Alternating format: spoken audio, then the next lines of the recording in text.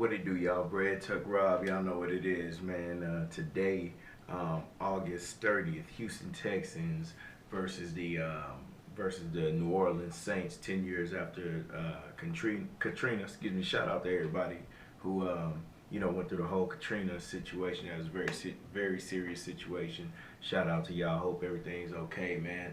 I saw some things in this game that I really loved. Brian Hoyer at quarterback. He was moving that ball, man, and I really appreciated that from him. He got rid of the ball. He knew where he wanted that ball to go. There was no, holding on to this ball, taking sacks, man. It's like as soon as the ball was snapped, he knew where he was going, man. And I like that. That's some good stuff. DeAndre Hopkins, he's going to be a top 5 receiver this year, man. He had a touchdown that they called back on him where, they threw the pill, and Hoyer threw the pill in the end zone, and my boy Hopkins got up in there with one arm, but he scooped it to the other arm and, fell out of bounds or whatnot, and, they called that back. That reminds me about, I think it was last year when we were playing the Giants, man, and who was that? Fitzpatrick threw DeAndre Hopkins the ball, and Hopkins went up and scooped that thing with one arm, but they called that, or with one hand, but they called it back. The next thing you know, Odell Beckham Jr. does the same thing against the Cowboys, and he gets all the hype for it. Well, I'm not going to front. Odell Beckham Jr. went all the way back with it, but still, DeAndre Hopkins did it first. He's going to be a top 5 receiver, and he's going to be the greatest receiver in Texans history. Remember, I said it. But as far as my first team, man, those were some of the things I really liked and paid attention to, man. The movement of the ball on offense, man, I really appreciated that. I think Hoyer's going to be able to put up some points this year because we have the receiving core. I think our receiving core is a lot better than what it was last year. We lose Andre, right now, currently our greatest receiver in Texans history, but we get better by adding more pieces. I think we're going to be all right. Nate Washington, I think he's going to be dependable. I like Cecil Shorts. I really like Jalen Strong. I think he's going to come along, man. But, yeah, man, that DeAndre Hopkins. Then on the defensive side of the ball, remember, J.J. Watt didn't play, Wilfork didn't play. And we're getting stops. I'm not going to lie. For a while, they was moving that ball down the field on us. But once we get within that red zone, we not giving up nothing. You better kick a field goal, homeboy, because we not giving up nothing. Like I say, man, and these are, and it got to a point where we had our second string defensive guys in, and they were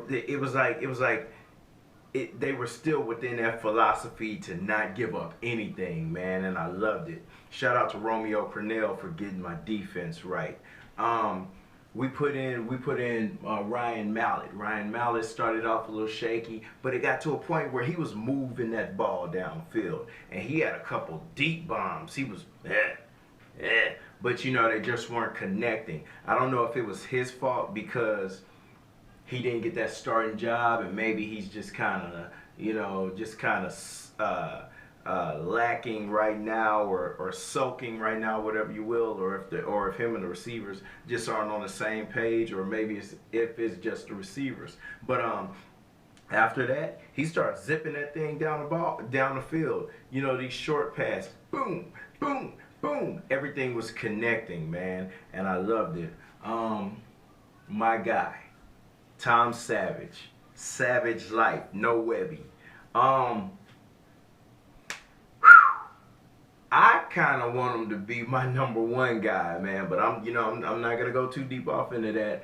I know he's playing with 3s and 4s and backup guys, but he's been the most consistent, man, and he has the ability to put that thing in the air. I really like Tom Savage, man. I would like for him to be my #2. Start who you want. Start Mallett, start Hoyer, whatever. But I would like Savage to be my #2, man.